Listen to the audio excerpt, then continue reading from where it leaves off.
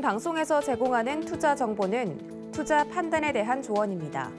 방송에서 제공하는 주식의 가치, 가격 상승 및 가격 하락에 대해서는 방송사에서 보장하지 않습니다.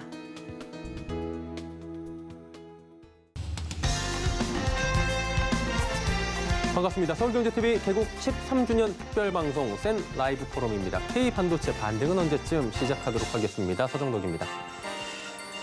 자, 최근 증시가 이 대내외 악재로 조정을 많이 받고 있는 상황입니다. 올 초와는 분위기가 정말로 180도 달라진 모습을 보이고 있어요. 특히나 올 초까지만 해도 10만 전자를 외치던 국민주가 됐죠. 삼성전자는 6만 전자까지 내려가며 조정을 받기도 했고요. 또 삼성전자를 비롯해서 오늘 실적 발표를 한 SK하이닉스 등 반도체 업종 자체가 이 피크아웃 우려가 나오면서 이렇다 할 반등을 보이지 못한 채 답답한 흐름을 보이다 보니까 이와 연동돼 있는 코스피 지수도 답보 상태고 또 이를 바라보는 분들의 마음도 답답하기는 매 한 가지일 것 같습니다. 그래서 오늘 우리나라의 최고 증권사 리서치 센터장 분들을 모시고 대한민국 증시에 대한 이야기, 구체적으로는 반도체 업종에 대한 이야기 나눠보도록 하겠습니다. 먼저 이승우 유진투자증권 리서치 센터장을 화면으로 만나보시죠.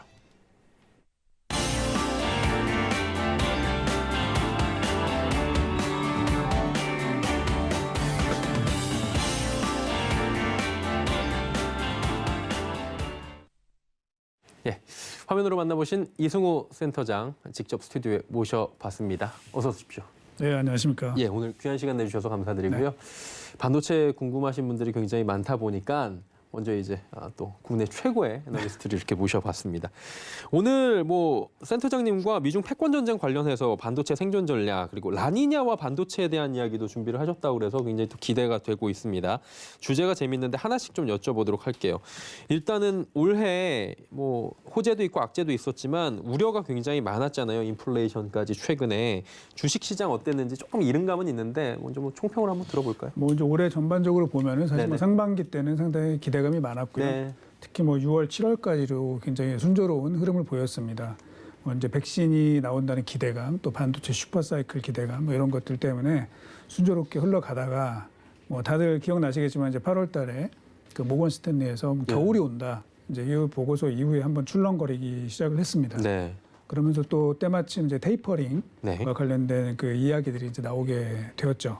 그리고 10월 들어서는 다들 이제 조금 기억에서 지워질지 모르겠지만 이제 헝다 부동산 이슈가 문제가 됐고 또 중국의 석탄, 그다음에 전력 문제, 그리고 유럽의 가스 위기, 미국의 고용 부진 데이터 이런 것들이 연달아서 터지면서 사실은 안 깨질 것 같았던 이제 3,000이 깨져서 2,908포인트까지 코스피가 내려가서 지금 그 이후에는 제대로 이제 반등을 못 하고 약간 좀 힘이 없는 그런 상황이 이어지고 있는 흐름입니다.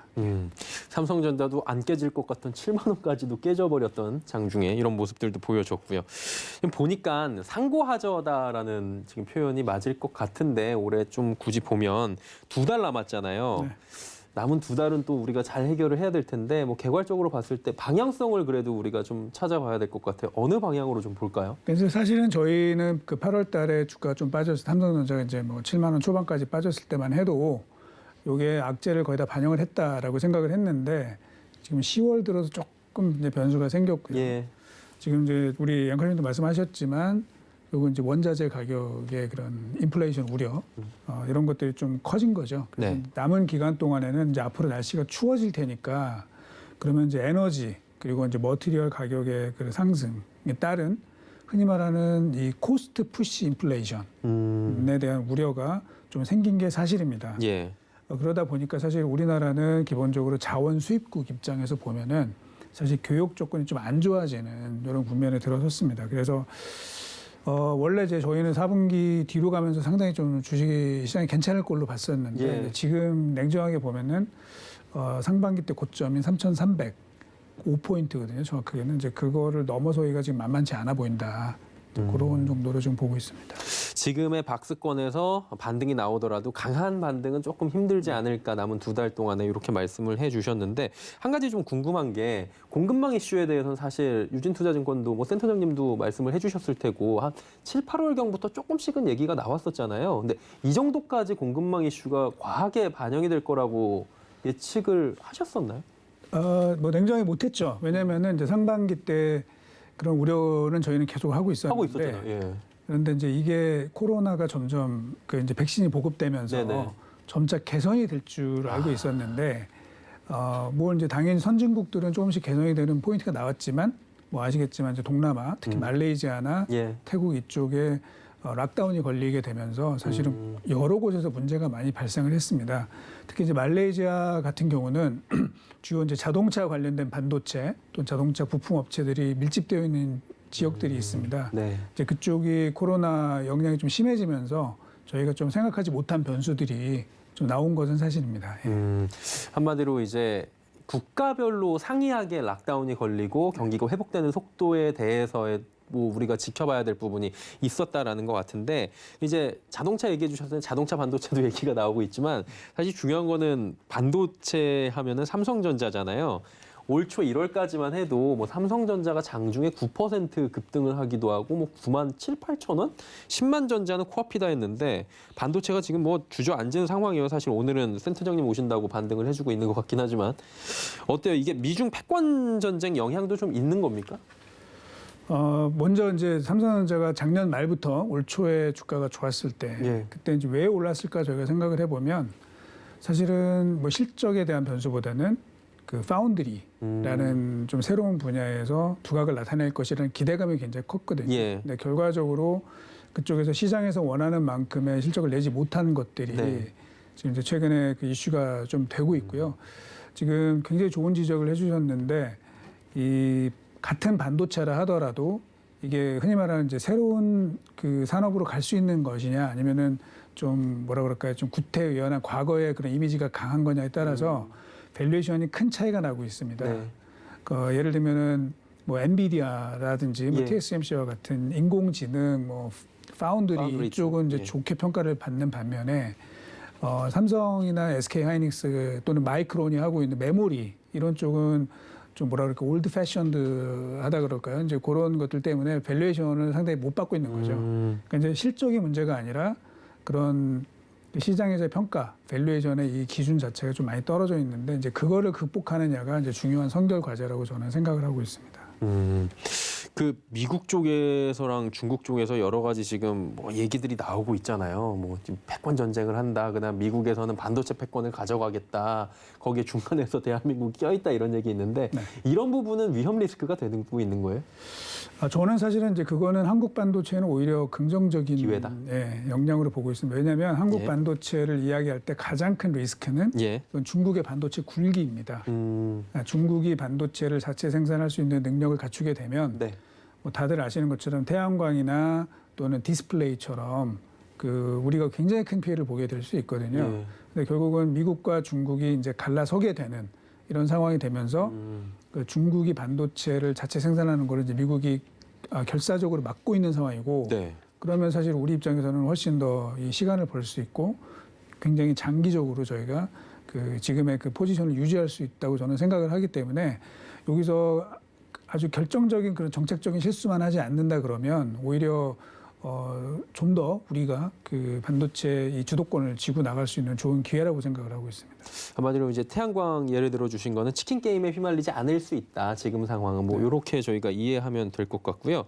실적 좀 여쭤볼게요. 오늘 SK 하이닉스 실적 잘 나왔잖아요. 네. 그리고 이번 주 목요일에 삼성전자가 이제 확정 실적을 발표를 하고 컨콜을 하는데 삼성전자 역대급 실적을 발표한 뒤에 주가가 오히려 좀 흘렀고 오늘 SK 하이닉스가 주가가 올라가는 모습을 보여주면서 좀 이제 시청자분들도 그리고 주주분들도 이거 어떻게 봐야 되느냐에 대한 궁금증이 있잖아요. 네.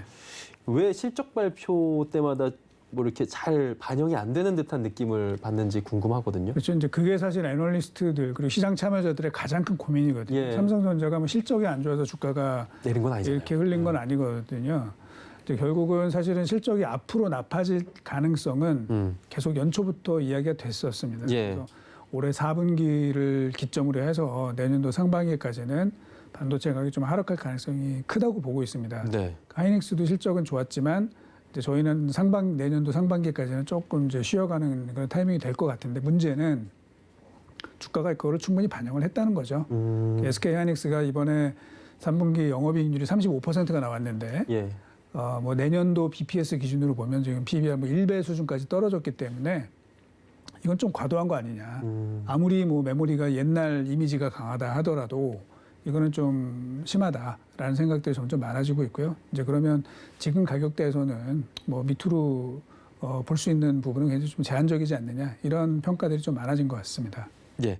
그럼 가격적인 부분을 봤을 때는 어느 정도 하방 압력에 대해서는 지지를 받고 있는 것 같은데 반도체 업종 자체가 말씀해 주신 대로 약간 올드 패션 아니냐라는 얘기들이 있잖아요. 그러면 생존 전략에 대한 지적들도 지금 국가적으로도 나오고 있는 상황이고 여러 가지 뭐 SK 하이닉스, 삼성전자에 대한 뭐 대책 뭐냐라는 얘기들이 나오잖아요. 생존 전략은 어떻게 보세요? 네, 그러니까 이제 지금 사실은 생존은 저는 뭐 문제가 없다고 생각을 문제가 없다. 하는데 네. 이제 결국은 시장에서 어떻게 재평가를 받느냐 이게 이제 중요한 리레이팅 부분 말씀하시는 맞습니다. 거죠? 이제 그게 중요한 포인트인데 아까 말씀드린 것처럼 이제 메모리 반도체는 이거는 반도체 제품을 반도체 업체가 예. 설계를 하고 만들어서 팔게 되는 이런 관점인데 최근에 이 각광을 받는 반도체들은 세트 업체, 즉 어플리케이션 업체가 설계를 하는 거죠. 그리고 그거에 맞는 반도체를 만들어주는 흔히 말하는 이제 팹리스 파운드리 이 모델에 우리가 올라타느냐 이게 이제 굉장히 중요하고 예. 그래서 삼성전자도 결국은 그쪽에서 두각을 나타나게 되면은 저는 주가는 충분히 올라갈 여지가 많다고 보고 있어요. 그러니까 삼성전자 대비해서 TSMC의 밸류에이션이 2배 정도 되고 높죠. 예. 또 TSMC보다 또 엔비디아는 한 2배 정도 되거든요. 그러니까 사실은 지금 그 올드 패션이라는 그런 이미지를 예. 좀 벗고 그 팹리스 파운드리 모델로 삼성이 올라갈 수 있느냐 이게 굉장히 중요한 그 리레이팅 전략이 되지 않을까 생각을 합니다. 지금 투자를 단행을 하고 있고 늘어날 거라고 하니까 그 부분을 보면서 이제 투자하시는 분들께서는 지표로 좀 삼으셔도 괜찮겠네요. 예, 그런 부분도 있고 사실은 제가 이제 여러 차례 말씀을 드린 부분이 네. 있는데 이제 삼성전자 파운드리가 좀 더 잘 되기 위해서는 네네. 사실은 좀 더 큰 그림을 생각을 해야 되는데요. 그러니까 예를 들면 뭐냐면 삼성전자의 비즈니스 모델은 많이 들어보셨을 이야기이긴 하지만 고객과 경쟁하는 비즈니스 모델을 갖고 있습니다. 사실 이제 TSMC의 최대 고객은 아시겠지만 애플인데 예. 삼성 입장에서는 애플과 스마트폰에서 경쟁을 하고 있고요. 또 다른 이제 현재 삼성전자의 중요한 파운드리 고객은 퀄컴인데 네. 퀄컴의 스냅드래곤 칩과 삼성전자의 엑시노스라는 제품은 또 경쟁 제품에 놓여 있다라는 거죠. 그래서 이런 부분들을 어떻게 슬기롭게 해결을 하느냐 이게 이제 굉장히 중요한 과제가 될 걸로 저는 판단을 하고 있습니다. 삼성에 이거 경영하시는 분들은 참 쉽지 않겠다라는 생각이 문득 들으니까 또 생기고 있고요. 이제 기후 변화하고 조금 이제 연동지어서 여쭤볼게요. 네. 추워요 요즘에 보니까 네. 오늘은 조금 그래도 가을 날씨 같은데 추워지긴 했어요. 근데 이제 다가오는 겨울이 2014년 이후에 가장 추울 것이다 이런 예측들도 있는 만큼 뭐 라니냐 얘기도 나오고 있는데 기후 이변이 반도체 업종에도 영향을 좀 줍니까? 영향을 줄 가능성이 점점 높아지고 있습니다. 뭐 아직까지는 아니지만 지금 이제 라니냐 이야기를 조금 드리자면 네. 라니냐는 뭐 아시는 분들은 아시겠지만 이 동태평양 즉 그 남아메리카 연안에 그 해수 온도가 좀 그 낮아지는 예. 이 현상을 라니냐라고 하는데 이게 사실은 작년부터 시작이 됐었다고 합니다. 작년부터 시작이 돼서 올 초부터 어떤 영향을 줬냐면 올해 초에 유럽의 겨울이 굉장히 길어지는 이런 효과가 생겼고 네. 그 영향 때문에 유럽의 가스 재고가 바닥이 나는 이런 상황이 벌어졌습니다. 그래서 최근에 유럽의 가스 위기의 시작은 사실은 라니냐로부터 촉발이 됐다라고 조금 과장돼서 이제 저희가 얘기를 할 수 있고요. 네. 그다음에 또 하나는 우리 그 상반기 동안에는 이제 남반구가 겨울이었지 않습니까? 그렇죠. 그래서 그때 그 라니냐 영향으로 인해서 브라질이 굉장히 한파에 시달렸고요. 그럼 그 영향으로 브라질의 커피 농사가 망했죠. 되게 이번에. 흉작을 예. 거두게 되면서 원두 가격이 이제 폭등하는 이런 일들이 좀 벌어졌습니다. 그리고 또 하나는 올해 한 6월부터 해가지고 중국과 인도 그리고 인도네시아를 중심으로 해서 역대급의 최장기 장마가 시작이 됐습니다. 예. 장마가 시작이 되면서 석탄 채굴에 상당히 그 문제점이 많이 생기게 됐고요. 이제 그게 결국은 또 다른 이제 카타르 가스전의 수입을 그 중국과 인도가 끌어가게 되면서 유럽의 가스 위기가 더 심화되는 이런 예. 일들이 벌어지게 됐습니다. 그리고 이제 최근에 보면은 그 라니냐 이 현상이 그러니까 수온이 낮아지는 현상이 좀 더 지금 좀 심해지고 있다고 하기 때문에 지금 말씀하신 것처럼 올겨울 이 유럽의 겨울나기가 만만치 않을 것 같다. 특히 예. 이제 가스 가격이 1년 동안에 한 5배가 올랐기 때문에 이 난방비 그리고 전력 요금 뭐 이런 것들에 대한 이제 부담이 상당히 높아져 있는 상황이거든요. 예. 그러면 날씨가 추워졌을 때 과연 이 소비자들이 그 난방비 지출 부담이 커지게 됐을 때 그런 IT에 대한 소비가 어떻게 될 거냐. 이걸 생각을 해보면 사실은 조금 저희가 이제 걱정되는 부분이 있다. 그래서 뭐 이건 이제 저희가 뭐 예상이긴 하지만 올 겨울을 잘 넘기는 게 일단 좀 중요한 상황이 되지 않을까 이렇게 좀 생각을 하고 있습니다. 그래서 이제 그런 말씀을 좀 드리고 있는 중에 있습니다. 최근에. 예. 그럼 한마디로 2014년도 이후에 최악의 한파가 한 번 더 몰아치고 지금 WTI 가격은 뭐 7년 전 가격에 거의 회귀를 다 했다고 하는데 이런 부분들을 저희가 쭉 지켜봐야 되겠네요. 예, 특히 근데 이제 WTI는 사실은 이제 가격이 올라가게 되면은 이제 미국의 셰일 오일이 또 채굴을 시작하기 때문에 이제 여기서 많이 올라갈 것 같지는 않은데 어쨌든 지금 난방비는 뭐 작년도 대비해서 거의 4-5배가 올라갔죠. 지금 부담이 올라간 상황이라 이제 그게 올 마지막 좀 고비가 되지 않을까 이렇게 좀 생각을 하고 있습니다. 예. 이게 굉장히 또 어디서도 들을 수 없는 흥미로운 얘기를 해주셨고 이게 저희가 이제 사실 최근에 주가가 많이 내려와서 우리 보고 계신 시청자분들께서 좀 안도하실 만한 지금 개선이 될 만한 부분 이른바 호재가 될 만한 부분에 대해서 반도체 업종 조금 얘기를 해본 거잖아요. 좀 여쭤보고 싶은 게 우리가 항상 장밋빛 미래만은 그릴 수가 없으니까 예컨대 이제 삼성전자가 앞으로 다가올 만한 블랙스완 혹은 예측된 악재 이런 것들이 혹시나 있다면 짚어보면서 가는 것도 괜찮을 것 같은데 예컨대 이런 거죠. 바이든 정부가 지금 고객의 명단을 좀 달라고 그랬다든지 좀 강하게 우리나라의 지금 반도체 쪽에 드라이브를 건다든지 뭐 이런 거 있잖아요. 어떤 것들을 저희가 좀 보면서 시장에서 대응을 할까요? 이제 굉장히 좀 부담인 거죠. 사실은 이제 최근에 아까 제가 우리나라가 전략적으로 실수를 하면 안 된다는 말씀을 했는데 예를 들면 최근에 이제 그 대만의 TSMC 같은 경우는 굉장히 좀 전략적인 행보를 보이고 있단 말이죠. 특히 TSMC가 일본에다가 반도체 공장을 짓겠다라고 하고 있고 또 미국에도 공장 투자를 하고 있고요. 또 미국은 또 일본에 그 반도체 팹이 있습니다. 그래서 서로 이렇게 연결이 되면서 이게 느낌상 일본, 대만, 미국이 반도체 하나의 이 그룹을 하나 묶이게 되고 한국은 사실은 뭐 지금 우리가 잘 극복을 했지만 일본과는 그 화이트리스트 규제가 아직까지 남아있는 상황이기 때문에 좀 이 당장은 아니더라도 장기적으로 봤을 때 이쪽 미국 연합군, 미국, 일본, 대만 연합군에서 조금 이렇게 떨어져 나가는 듯한 느낌이 없지 않아 있거든요. 거기에 지금 말씀하신 것처럼 미국은 우리나라에 물론 우리나라만 한 건 아니지만 뭐 반도체 관련된 이제 자료 요구를 좀 하고 있고 그래서 이제 여기서 우리가 포지셔닝을 좀 잘해야 된다. 이거는 반도체 업체들도 그렇고 사실은 이제 우리 국가적으로도 봤을 때 반도체는 워낙 중요한 산업이기 때문에 여기서 과연 우리가 좀 슬기롭게 이 대처를 해야지만 장기적으로 저희 지금 말씀하신 블랙스완의 그 리스크를 좀 제거해 나가는 이런 부분이 되지 않을까 그렇게 생각을 하는 게 첫 번째고요. 또 하나는 아까 말씀드렸었지만 삼성전자가 파운드리에서 어떻게 하면 정말 TSMC의 그 대체제로 부상을 할 수 있는지 이제 이거를 마련하는 게 굉장히 좀 중요하다고 좀 보고 있습니다. 궁금한 게 이제 TSMC랑 삼성전자랑 점유율을 놓고 보면 사실 1등, 2등이긴 한데 1등은 절반 이상을 거의 가져가고 있는 상황이고 2등 이제 후발이라고 하기도 조금 애매할 정도로 차이가 많이 난다라는 지적도 있잖아요.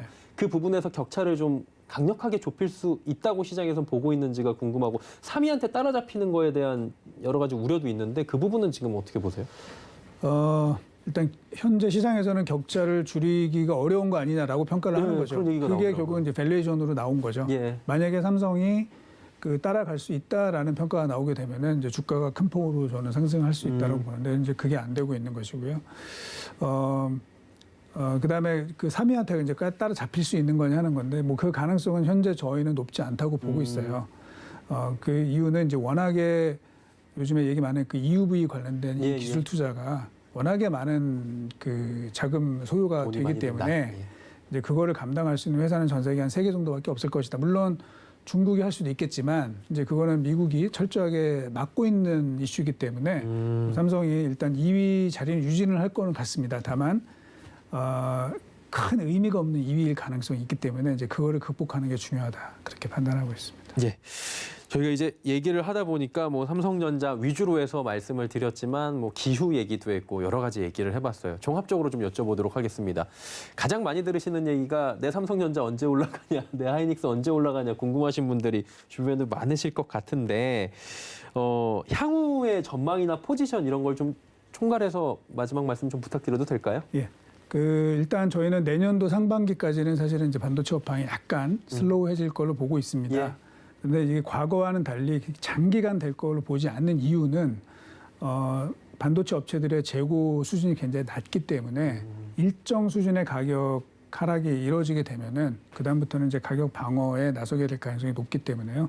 하반기 이후로는 그리고 상반기 아까 이제 겨울이 좀 위기라 그랬는데 겨울을 맞아요. 지나고 나면 이제 날씨도 좀 따뜻해지고 그러면은 조금 안정화되는 국면이 나올 것 같습니다. 그래서 하반기 이후에 실적이 다시 한번 이제 개선되는 추세가 나올 것 같고요.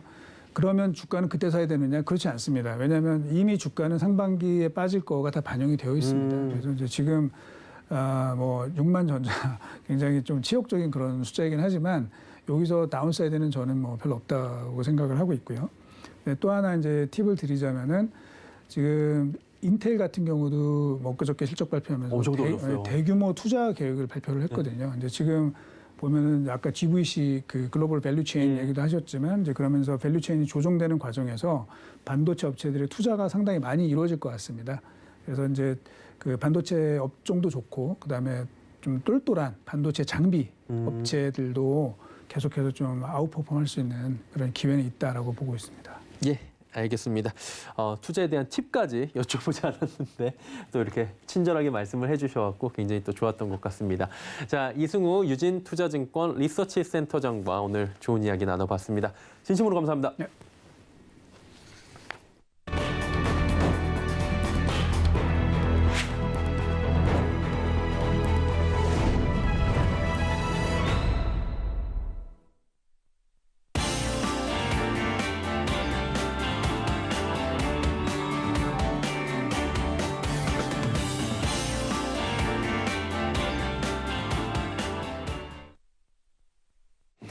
자, 개국 13주년 특집 방송 센 라이브 포럼 함께 하고 계십니다. 반도체 업종 이승우 센터장과 이야기를 나눠봤는데 이번에 모실 분 역시 대한민국을 대표하는 정말 모시기 힘들었던 애널리스트입니다.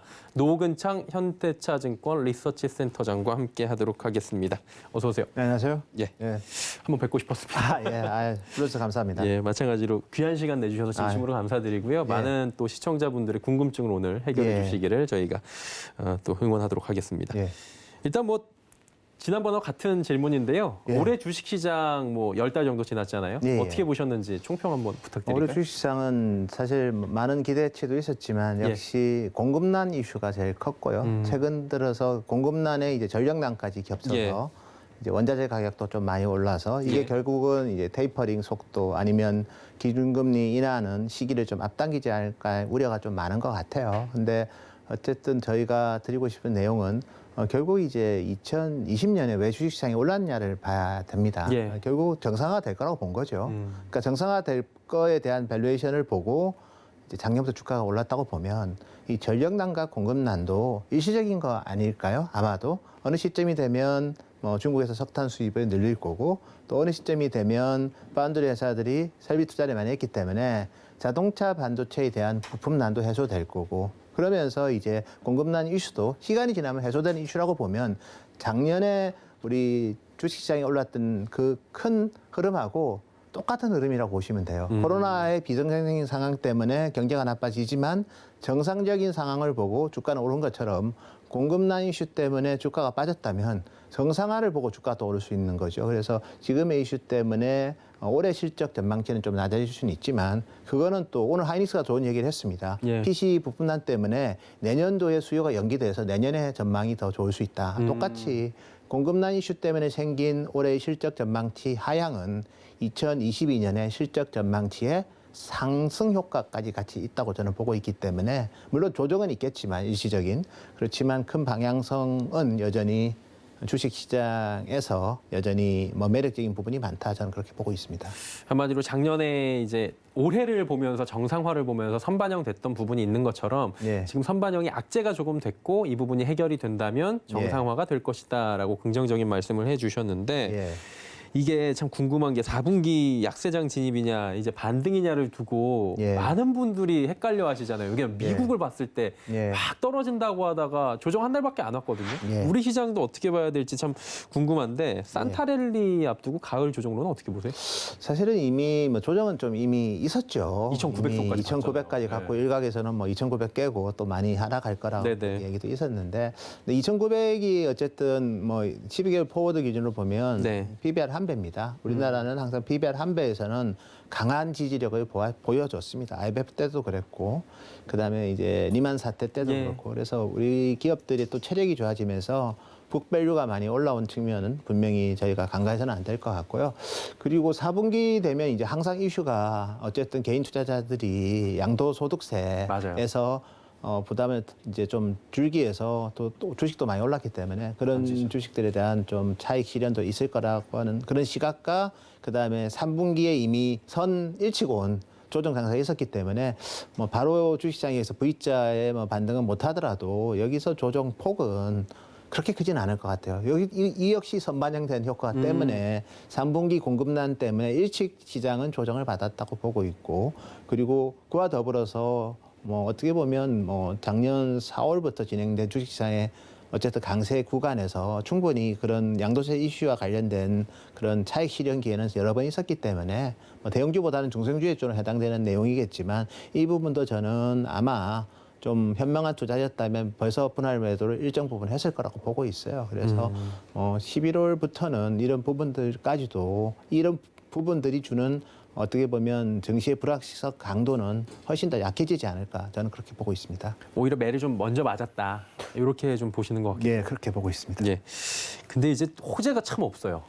보면 호재가 악재만 지금 반영이 되고 호재는 너무 안 들어가는 거 아니냐라는 얘기가 나오고 그러다 보니까 가는 종목만 간다. 예. 달리는 말만 달린다라는 얘기가 나오고 있는데 예. 옥석가리가 그래서 중요하잖아요. 눈여겨볼 섹터가 그래도 대강 보이십니까? 네, 사실은 뭐 어떻게 보면 그 주도주가 요즘 좀 부재하다 보니까 순환매도 좀 빠르고 합니다. 근데 우리가 주도주라고 하면 이제 시가총액 상위 기업에서 나와야 돼요. 근데 시가총액 상위 60% 가까이를 차지하는 업종을 보면 반도체. 반도체는 뭐 아시겠지만 여러 가지 우려 때문에 주가가 상당히 안 좋았죠. 네. 두 번째 바이오 올해 내내 안 좋았어요, 사실은. 그리고 세 번째라고 할 수 있는 뭐 2차 전지 그리고 인터넷 게임 뭐 이런 업종들도 인터넷 게임은 뭐 네이버 카카오는 규제 리스크 때문에 주가가 많이 하락을 했고 네. 2차 전지는 물적 분할 그리고 일부 니콜 사태 이것 때문에 많이 빠졌고 여기에 이제 자동차는 반도체 부품난 때문에 네. 많이 하락을 했죠. 근데 제가 봤을 때는 이 5개 업종이 주가가 많이 빠졌어요, 이미. 그래서 모든 여러 가지 불확실성이 주가에 많이 투영된 상태이기 때문에 저는 지금부터는 이 5개 업종을 잘 볼 필요가 있다. 특히 연초되면 또 다시 또 전기차 수요에 대한 또 기대감, 또 애플카, 그리고 반도체 물론 지금 안 좋지만 DDR5에 대한 또 기대감 이런 것들도 많이 겹쳐져 있기 때문에 저는 5개 업종이 좀 매력적일 것 같고 리오프닝 주도 괜찮죠. 다만 이제 리오프닝 주를 보면 오픈하기 전에 이미 주가가 많이 올라 버렸어요. 예. 그래서 그런 균형 감각을 본다면 우리나라 5개 업종 자체가 여전히 어떻게 보면 장기적인 체질 개선 구간에 저는 있다고 보고 있고 반면에 각각 이제 각각의 이유로 주가가 이미 한 단계는 가격 조정을 좀 거칠게 받았기 때문에 오히려 연말부터는 이런 업종이 물론 뭐 내년 연간으로 좋다는 의미는 아니고요. 오히려 내년 상반기에는 낙폭과대하면서 또 우리 주력 산업이 시가총액을 상위를 포지하는 이 산업에서 좋은 예. 업종을 고르는 전략이 맞을 것 같습니다. 저는 5개 업종 모두 내년 상반기는 괜찮을 것 같습니다. 5개 업종 말씀을 해주셨는데 저희가 뭐 시간이 한 5시간 있으면 1시간씩 여쭤보겠지만 예. 반도체를 오늘 여쭤보기 예, 위해서 모셨잖아요. 예, 예. 여쭤볼게요. 뭐 디램 공급 과잉, 뭐 메모리칩 가격 전망 우려는 계속 나오면서 삼성전자가 연초 대비해 갖고 주가가 예. 엄청나게 빠졌잖아요. 예. 이걸 어떻게 봐야 되는지에 대한 설왕설래가 좀 나오잖아요. 예, 사실은 뭐 연초 같은 경우에는 시장 컨센서스가 삼성전자가 한 45조 나온다고 했는데 주가만 이제 96,800원까지 갔죠. 예. 그러니까 PBR로 보더라도 상당히 높은 2.4배까지 올랐습니다. 근데 지금은 이제 주가가 많이 하락을 했고, 그다음에 실질적으로 실적은 45조가 아니라 51, 2조 정도 나오겠죠.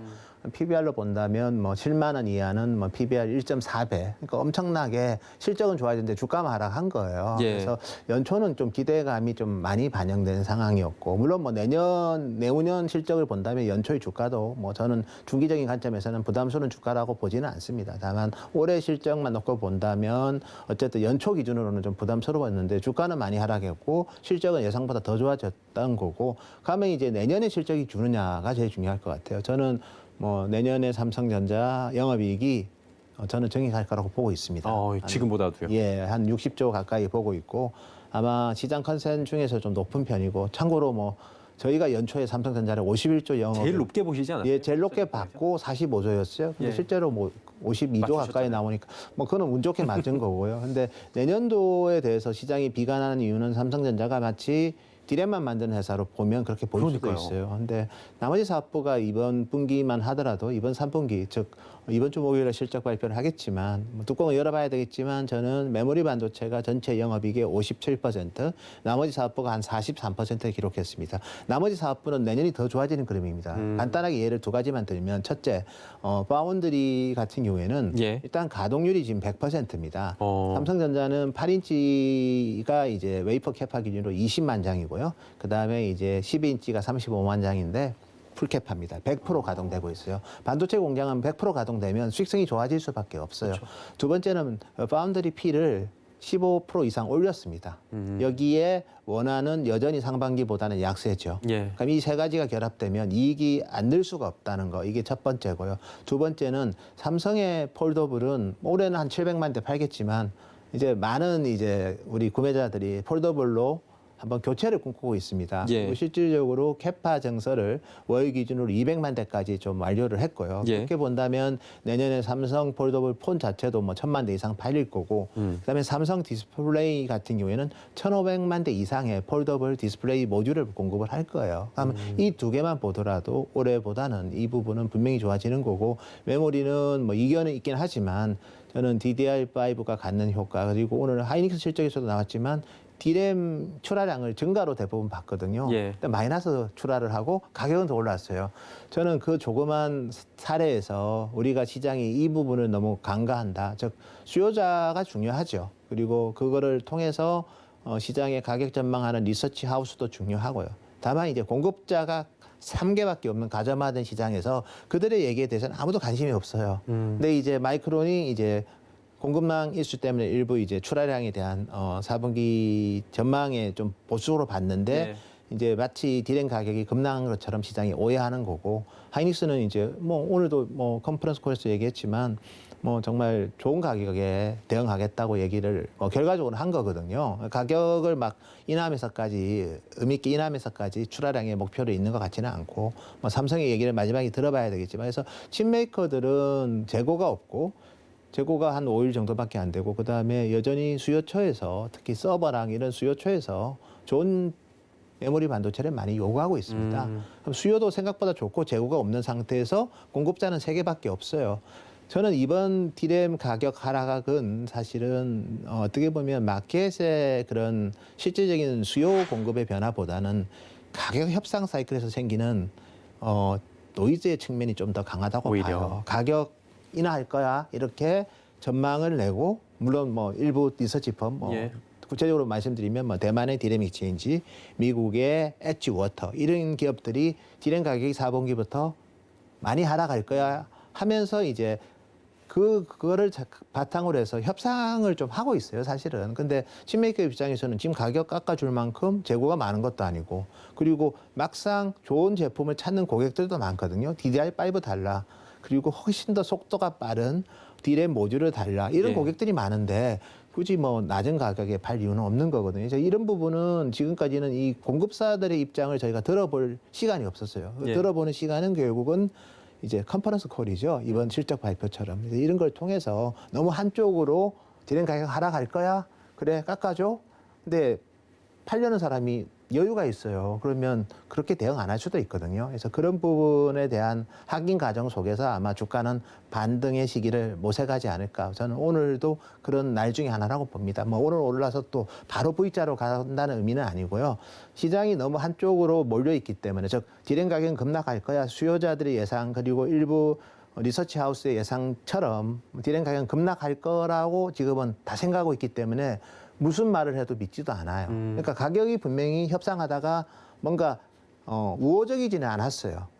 6월 말부터. 예. 그렇죠. 우호적이지 않는다고 해서 가격이 급락하는 건 아닙니다. 가격이 오르지 않는 거죠. 근데 지금은 급락으로 보고 시장을 보는 사람들이 많기 때문에 아마 이런 부분에서 좀 반전이 생겼을 때 주가는 오늘처럼 반등할 수도 있지 않을까 그래 보고 있습니다.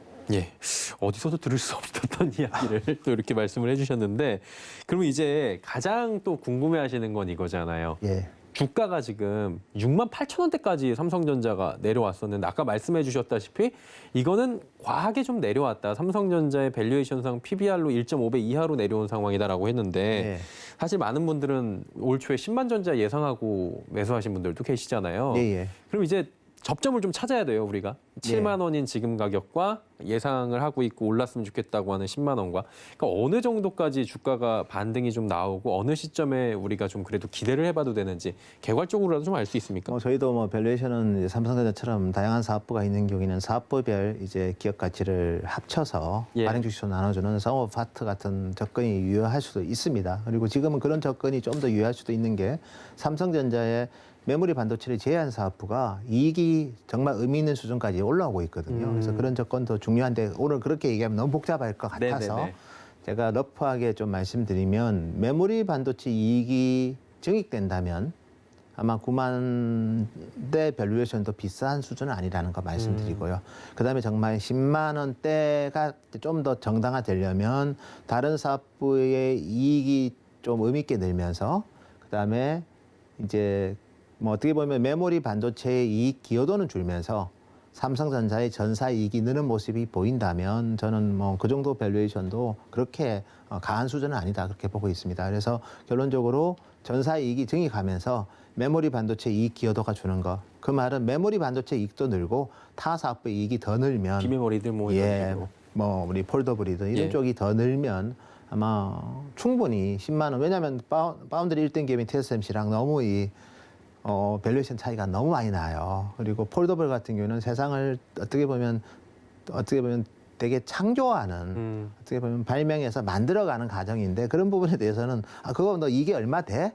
삼성 IM 얼마 벌어? 근데 삼성 IM이 올해도 한 12조 가까이 법니다. 그리고 디스플레이 쪽도 올해 뭐 예. 4조 중반 나오고 16조 비즈니스에 대해서 아무리 이익이 늘어도 난 관심 없어요. 나는 디램만 보겠다. 이것도 정상적인 상황은 아니기 때문에 결국은 이제 이 두 가지가 겹쳐지면 아마 되게 예를 들어서 그런 가격대도 저는 충분히 가능할 수 있고요. 그 시기는 뭐 내년에 바로 간다는 의미는 아니지만 그런 가능성의 잠재력은 많이 보여줄 수 있지 않을까 보고 편안히 좀 이렇게 넓게 보는 관점이 지금은 굉장히 긍정적인 부분이 있으니까 좀 필요하다라는 말씀이신 예. 것 같고 과거 생각을 해보면 사실 여담이긴 하지만 예. 갤럭시 노트 시리즈가 선풍적이었잖아요. 초창기 예. 뭐 1, 3 나왔을 때 특히 홀수 시리즈 때 예. 나오기만 하면 삼성전자 주가가 엄청나게 상승을 했었는데 요즘에는 휴대폰에 대해서는 관심이 별로 없는 주가가 그런 느낌도 드는 것 같아요. 예, 뭐 애플이 워낙 막강하고 예. 브랜드 선호도가 크고 두 번째는 아이폰도 어쨌든 제품 자체를 좀 다변화시켰잖아요. 그래서 아이폰의 뭐 미니 제품이 사는 게 삼성의 하이엔드 스마트폰 갤럭시 사는 것보다 좀 더 뭐 괜찮다고 보는 소비자가 많다 보니까 삼성 스마트폰 마진이 떨어진 거죠. 그렇지만 기본적으로 수직 계열화되어 있는 회사입니다. 메모리 반도체든 AP든 디스플레이든 배터리든 다 어쨌든 물론 배터리는 내재화가 아니라 예. 계열사에서 받는 거긴 하지만 그래서 기본적으로는 수직 계열화된 회사가 갖는 그런 수익성의 방어력에 대해서는 너무 간과하는 것 같아요. 영업이익률 10%는 유지되고 있고요. 특히 올해는 좀 이익률도 좀 올라가고 있습니다.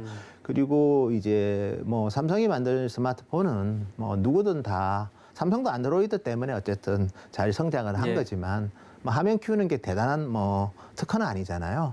갤럭시 노트, 뭐 갤럭시 S 다 화면 사이즈를 아이폰보다 3.5인치 아이폰보다 크게 하면서 저같이 노안이 있는 사람들 입장에서는 디스플레이 사이즈가 커진 게 좋죠. 근데 사실 그 정도는 누구든 할 수 있으니까 애플도 화면을 키웠고 중국 기업들도 뭐 카메라의 차별화를 통해서 삼성을 많이 좀 어떻게 보면 샌드위치 상태가 된 측면이 있었는데 폴더블은 다른 얘기죠. 삼성 디스플레이만이 제가 봤을 때 의미 있는 제품을 만들 수 있고 그 삼성 디스플레이 제품을 탑재하기 위해서 오포, 비보, 샤오미도 삼성 디스플레이한테 그 제품을 달라고 하고 있는 상태고 삼성은 미리 만들어 봤기 때문에 그 관련된 사용자 경험 그리고 애플이 들어오기 전까지는 제가 봤을 때는 뭐 삼성의 폴더블 제품을 훨씬 더 중화권 회사들보다 선호하겠죠. 그래서 지금은 좀 다른 게임이 온 것 같아요. 정말 엄청나게 노력해서 그 어려운 일을 해냈습니다. 폴더블이라는 제품을. 그래서 게임 체인저 같은 거죠, 어떻게 보면. 뭐 저는 삼성이 생태계가 막강한 회사가 아니지 않습니까? 그래서 뭐 의미 있는 OS가 있는 것도 아니고 그러다 보니까 마켓플레이스가 의미 있게 있는 것도 아니다 보니까 뭐 상당히 어떻게 보면 좀 하드웨어 회사로서의 좀 측면이 강했다면 물론 폴더블도 하드웨어이긴 하지만 넘볼 수 없는 하드웨어면 그 자체도 좀 의미 있는 거거든요. 지금의 폴더블은 훨씬 더 많은 혁신을 할 거고요. 이제 한 번 접었고 나중에 어느 시점이 되면 두 번도 접고. 두 번 더 접고 또 얇게 접기도 하고 돌돌 말 것 같기도 해요. 뭐 저는 뭐 많은 것도 좋은 해법일 수는 있지만 뭐 저는 폴더블을 상용화시킨 것만으로도 왜냐하면 대화면으로 넷플릭스를 왜 보기 위해서 왜 스마트 TV를 살까요? 스마트폰에서 보니까 답답하니까 대형 TV를 사는 거죠. 똑같이 스마트폰으로 보던 넷플릭스를 아니면 유튜브를 이렇게 넓혀가지고 그것도 휴대하고 가방 없이 그래서 한 뭐 20인치 화면에서 본다면 뭐 그것도 저는 상당한 사용자 경험이기 때문에 그런 차원에서 삼성이 이번에 했던 혁신은 최소한 밸류에이션에 조금은 반영돼야 되는데 전혀 반영을 안 하고 있는 이 상태도 정상은 아닌 것 같습니다. 예. 그 대만 지진난 부분은 어떻게 좀 영향이 있습니까? 뭐 저희가 이제 어제도 좀 우리 대만에 있는 분들이랑 얘기를 했고 뭐 일부 장비가 멈추긴 했습니다. 그렇지만 큰 영향 없다고 뭐 TSMC도 그렇고 대만에 이제 디램 공장이 여러 개가 있는데요. 일단 마이크론이 공장이 2개가 있고 나냐텍이 있고 또 윈본드 같은 회사들도 있습니다. 근데 뭐 나인이 멈추긴 했는데 영향 없다고 어제 제가 답변을 받아서 일반적으로 나인이 멈추면 뭐 전원 UPS라는 그런 비상전원 공급 장치가 들어가긴 하지만 영향이 없을 수는 없습니다.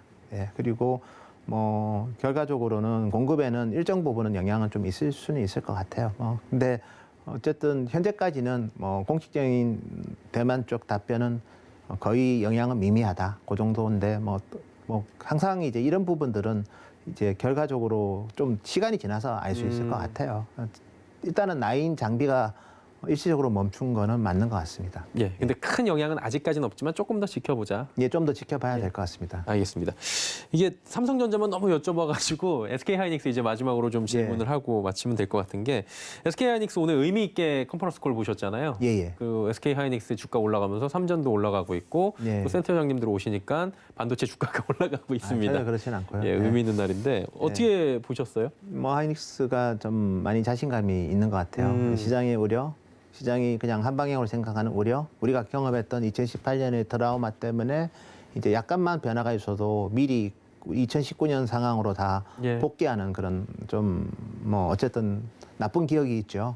근데 칩메이커가 3개사라는 게 저는 중요하다고 말씀드리는 게 어쨌든 간에 지금은 이제 가점화된 구조에서 그들이 정말 변화가 없는 상황이면 마켓 따라가야 되는데 벌써부터 PC만 하더라도 DDR5에 대한 요구를 뭐 예를 들어서 메모리 모듈 회사들, DDR5를 이렇게 모듈로 만드는 회사들, 그리고 그걸 가지고 이제 CPU까지 탑재된 뭐 마더보드 회사들, 그리고 그거를 전문화시킨 게이밍 PC 회사들이 다 신제품을 막 생산하고 공급하려고 합니다. 그래서 그런 변화의 트리거가 있을 때 기술이 있는 가점화된 회사는 기회를 잡을 기회가 상당히 많다고 봐요. 그래서 가격 협상을 하는데 DDR5를 요구하는 고객이랑 DDR4를 사용하는 고객이랑 똑같은 고객이요.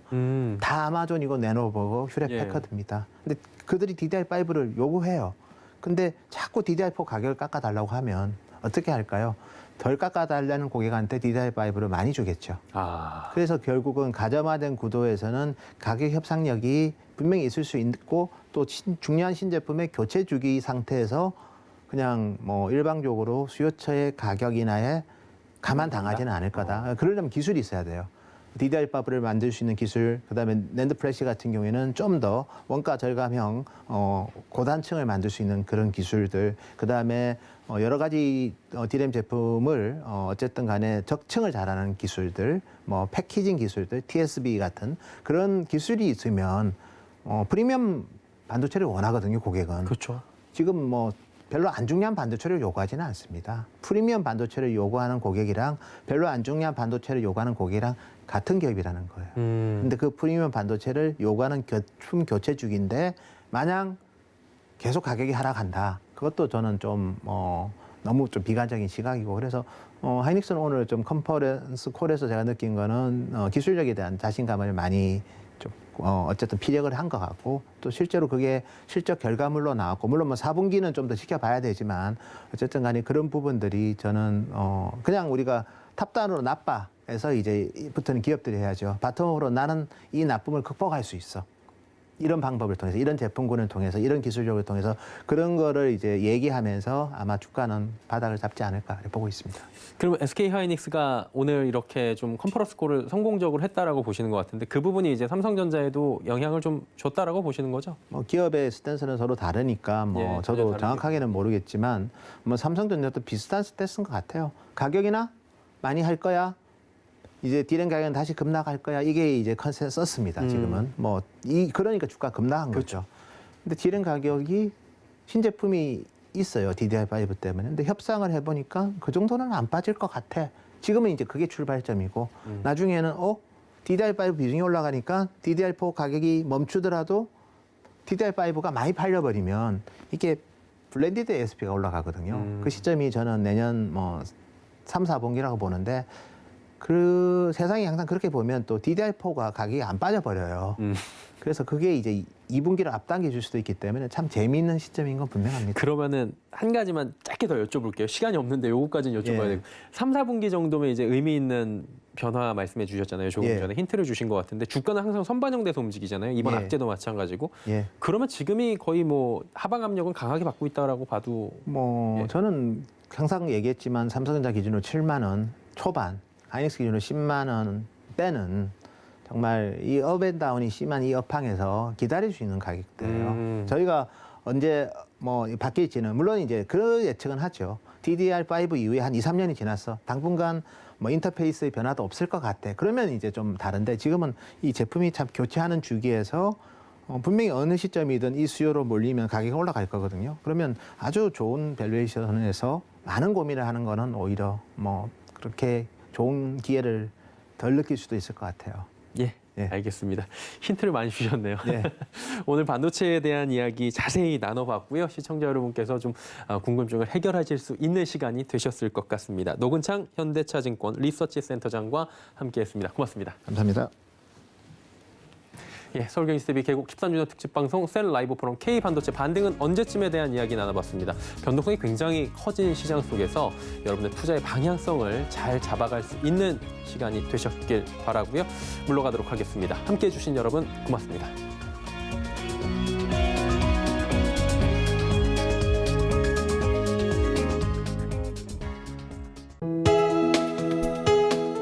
본 방송에서 제공하는 투자 정보는 투자 판단에 대한 조언입니다.